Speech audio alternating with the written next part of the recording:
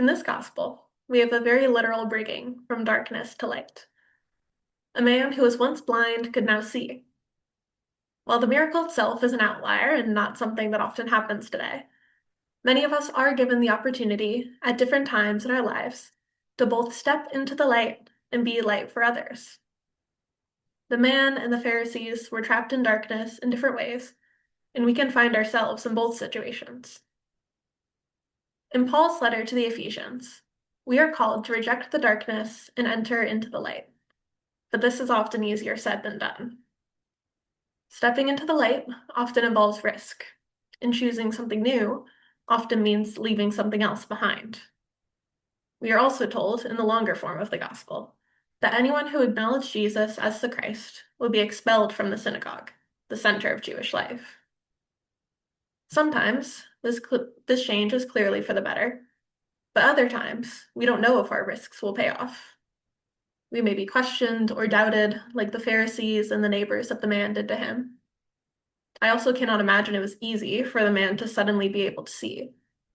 When you learn one version of the world, but are forced to reframe your point of view because of new knowledge or inexperience, the adjustment takes time, even if it would be something good. And even when the darkness is difficult or oppressive, it is also often comfortable and safe. We tend to find comfort in what we understand. The unknown can be so terrifying that we choose to remain where we are rather than risk a possible good actually being something worse. Maybe it's choosing to stay in a toxic workplace environment or avoiding a diagnosis that might solidify something you don't want to be true.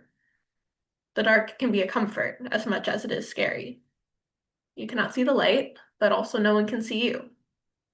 When things are kept private, it is often safer. The world does not make it easy to live in the light.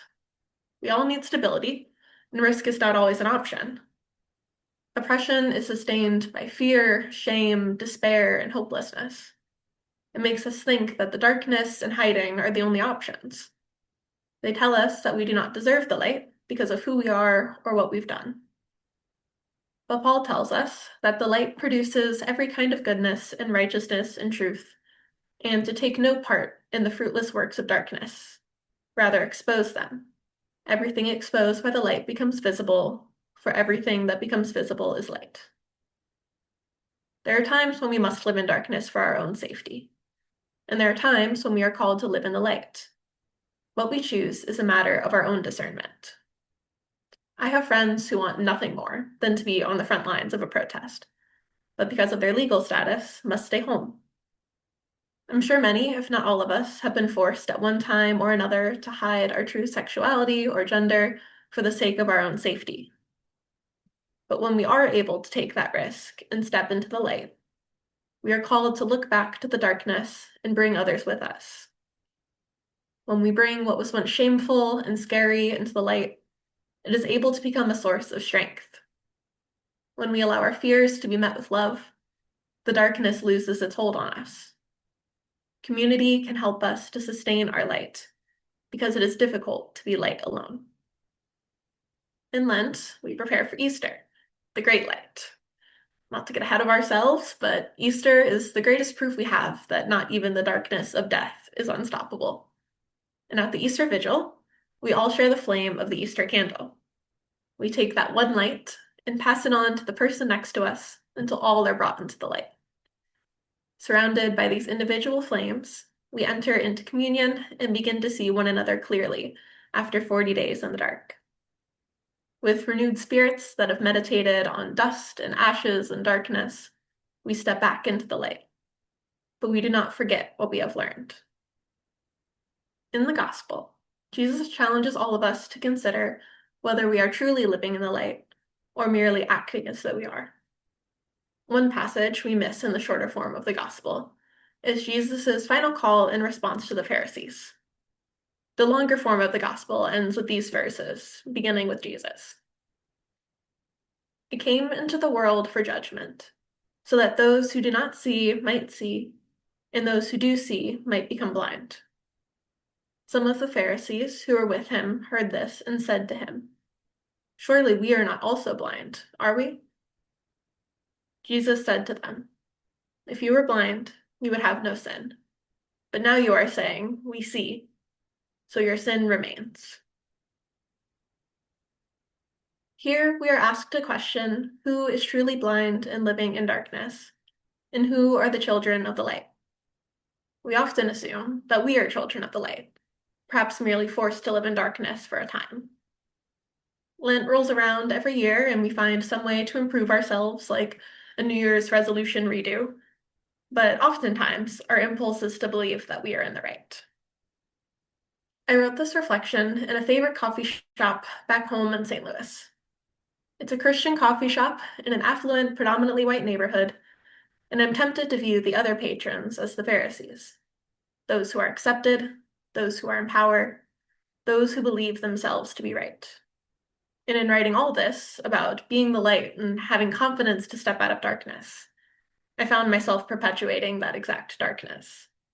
Because who am I to say that someone is more of a sinner than I am because they appear different than me? The Pharisees in the gospel ridiculed the man once blind, saying, "You are that man's disciple. We are disciples of Moses.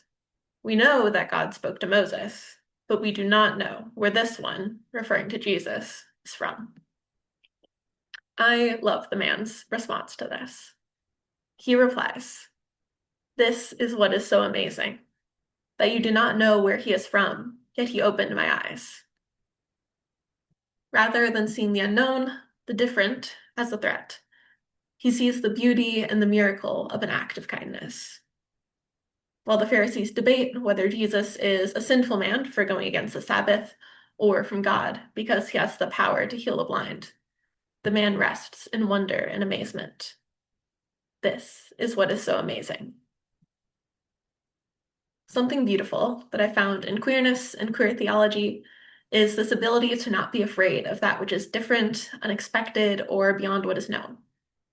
Rather, that which exists outside the binary is what is found to be more beautiful and something to be celebrated. If queerness has taught me anything, it's how to think more openly and critically, to question why something is considered normal and what normal even is.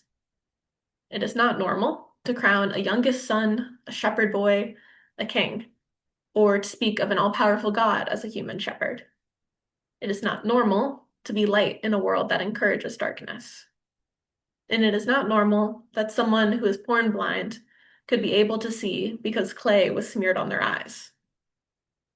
But that all depends on what you consider normal. Having been raised with these stories, they're not so outlandish to me. But being in the world, I know that these are subversions of power. Hierarchical oppression and sin and death have all, unfortunately, become too normal. So, we are called to be light, as much as we can be. Queerness is good at bringing people out of dark places. We take this season of Lent to meditate on the darkness within ourselves and the darkness of our world, learning to understand the darkness rather than fear it. Taking this time not simply to kick bad habits, but to understand why we have those habits in the first place and how we can reframe our priorities. With about 3.5 weeks to go, let us be ready with our unlit candles to pass the light on to as many people as possible, knowing that it may be uncomfortable or difficult. Wax will surely drip onto our hands, or wind may threaten to blow our candles out, but we pass the light nonetheless, until no one is forced to live in darkness.